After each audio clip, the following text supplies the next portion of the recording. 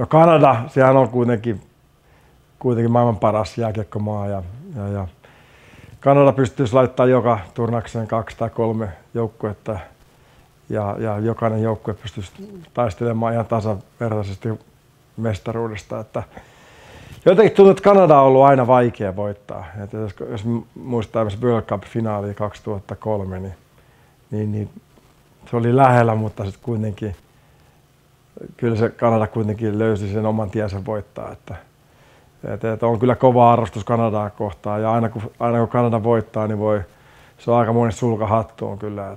Että kova jääkiekkomaa, intohimo ja rakkaus siihen lajiin, niin se tulee kyllä äidinmaidosta mukana. Että on 2-vuotias tai 8-vuotias, niin kaikki on jääkiekkofaneja siellä. Että iso respect.